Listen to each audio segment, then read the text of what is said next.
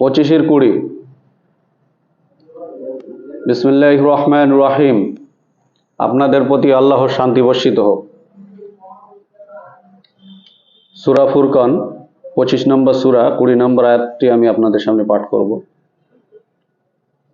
এখানে বলছেন আল্লাহ পাক, বিসমিল্লাহির রহমানির রহিম, তোমার পূর্বে আমি যে সকল রাসূল অর্থাৎ বার্তাবাহক পাঠিয়েছিলাম তারা সকলেই আহার করিত ও হাটে বাজারে চলাফেরা করিত। হে মানুষ, আমি তোমাদের মধ্যে একজনকে অপরজনের পরীক্ষা স্বরূপ করিয়াছি, তোমরা ধৈর্য ধারণ করবে কি? তোমাদের রব সমস্ত কিছু দেখেন।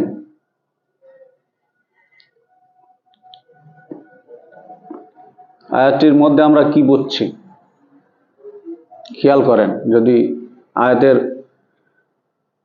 মূল ভাবার্থ যদি না বুঝি, পাঠ করা বেকার, কোন লাভ হবে না। অনেক সময় আমরা দেখেছি যেটা আয়াত পড়তে পারে কিন্তু তার ভাবার্থ না বুঝে তার ভালো লাগে না, ওই জন্য তার জিজ্ঞেস করলে বলে আমি পড়েছি, আমার জানা আছে।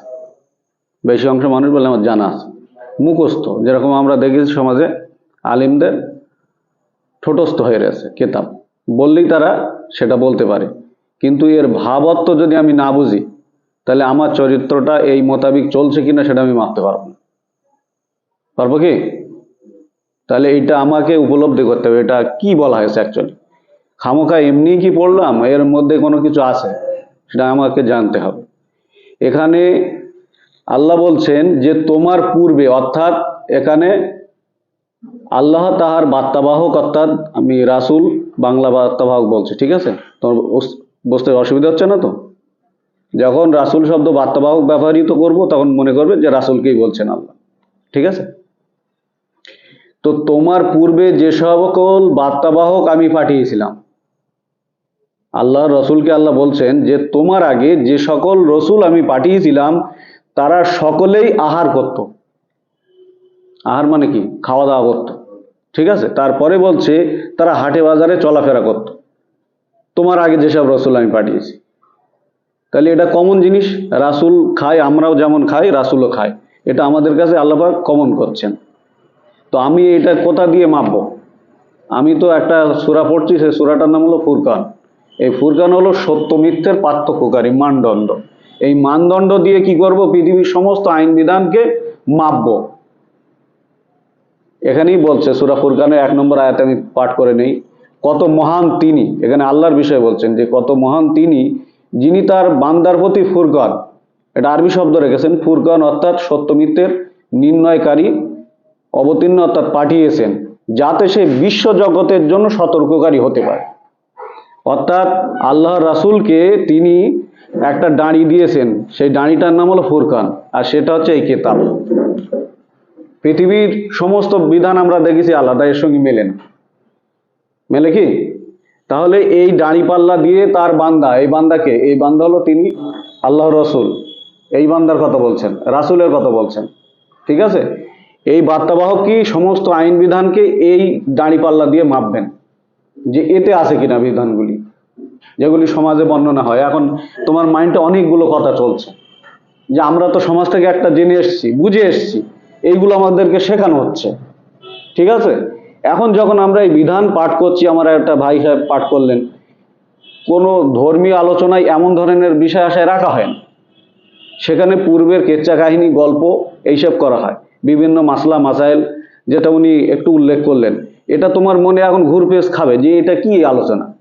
আমরা তো পূর্বের থেকে মিলাদ মেহফিলি বিশাল সেসব রং তামাশা আলোচনা শুনেছি, হাসি টিটকিরি কত রকম গল্প।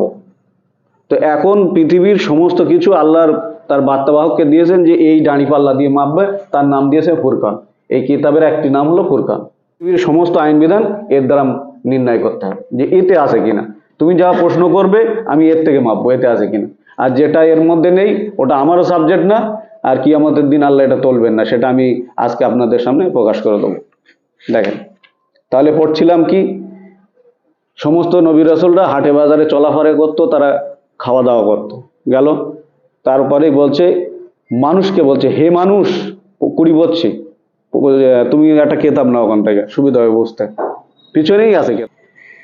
তারপরে বলছে, হে মানুষ, গোটা মানব জাতিকে বলছে, হে মানুষ, আমি তোমাদের মধ্যে হইতে একজনকে আরেকজনের কাছে পরীক্ষা স্বরূপ করিয়াছি, তোমরা ধৈর্য ধারণ করবে কি?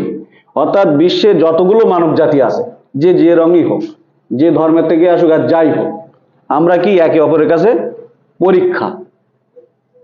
এই পরীক্ষা কি, যেটা আপনি বুঝিয়ে বুঝিয়ে বলছিলেন যে মালে কম দিও না, আমি দেখছি আমার ফায়দাটা হচ্ছে, মালে কম দিচ্ছি, তো আরেকজন কি হচ্ছে, ক্ষতিগ্রস্ত হচ্ছে, তাহলে পরীক্ষা হলো? তাহলে কি আমরা অন্যের ক্ষতি করছি, আর আল্লাহ বলছে অন্যের ক্ষতি সাধন করো না, এটাই হলো পরীক্ষা।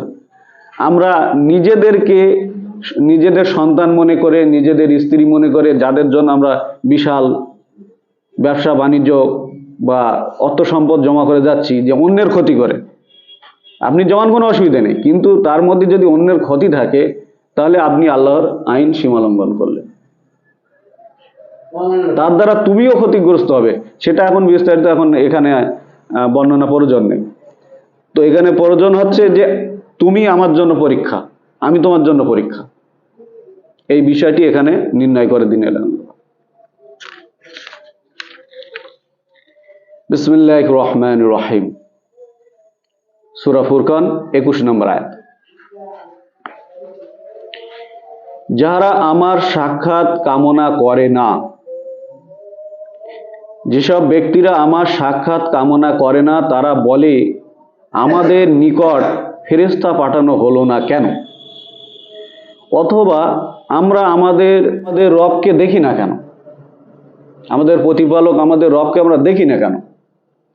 তারপরেই আল্লাহ জবাব দিচ্ছেন, ওরা তো ওদের অন্তরে অহংকার পোষণ করে এবং ওরা সীমালঙ্ঘন করিয়াছে গুরুতরভাবে।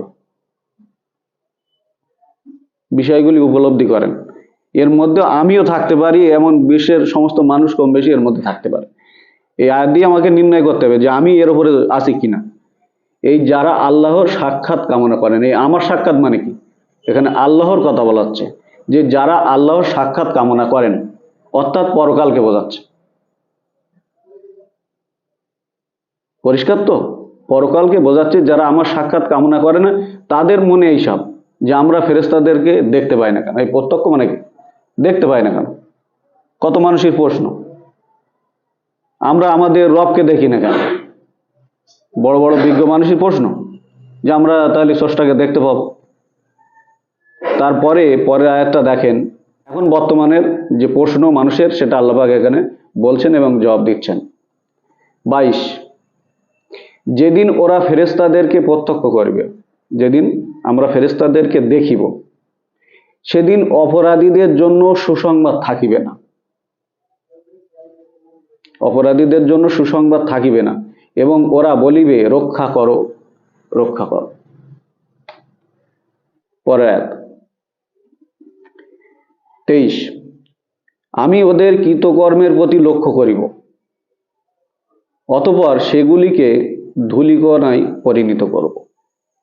যারা আল্লাহর আয়াত বিশ্বাস করেনি এবং নিজ মোতাবেক আমল করেছে, আল্লাহ মোতাবেক না, আমল মানে কাজ, সে নিজের ইচ্ছা মতো দুনিয়ায় কাজ কাম করতে থেকেছে, যে ক্রিয়াকলাপ যা করছে, এই সমস্ত কিছুর প্রতি আমি লক্ষ্য করে রাখবো, আর সেগুলি সমস্তকে কি করব, ধূলিকণায় পরিণত করব।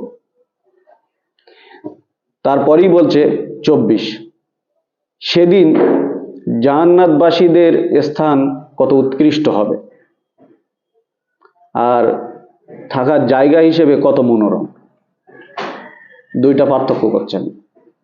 25, আর সেদিন আকাশ মেঘপুঞ্জ বিদীর্ণ হইবে এবং ফেরেশতাদেরকে নামিয়ে দেওয়া হবে। 26, সেদিন কর্তৃত্ব হইবে বস্তুত দয়াময়ের, এবং কাফের অর্থাৎ অস্বীকারীদের জন্য সেদিন হইবে কঠিন। বোঝা যাচ্ছে কি? যারা দুনিয়ায় আল্লাহর আয়াত পালন করিনি, আল্লাহর, আমরা মনে করি মুখে বলেছি যে আমি আল্লাহর আয়াত মানি না, মুখে বলিনি কোনোদিন, কিন্তু অ্যাকচুয়ালি আমি আল্লাহর আইন পালনই করছি না, তো তখন কি আমি আল্লাহর আয়াত অস্বীকারী না? আমি তো কটা আয়াত পড়লাম, যে কোনগুলো অস্বীকার করি ওগুলো আসবে, এর পরে পরে আসবে। 27, আর জালিম ব্যক্তি সেদিন নিজ হস্ত দ্বারা দংশন করিতে করিতে বলিবে, হায় দুর্ভোগ আমার, আমি কেন বার্তাবাহকের সঙ্গে পথ চললাম না। বোঝা যায়নি? এই সেই আয়াত যেটা আপনারা শুনেছেন মুরাদ ভাইয়ের কাছে, যে হায় দুর্ভোগ আমাদের, যে আমরা কেন বার্তাবাহকের সঙ্গে পথ চললাম না। এখানে আরবি শব্দ হচ্ছে রাসূল। এখন যদি আপনি ওই সেই রসুল পূর্বের যিনি ছিলেন সালামুন মোহাম্মদকে যদি আপনি এখানে ধরেন,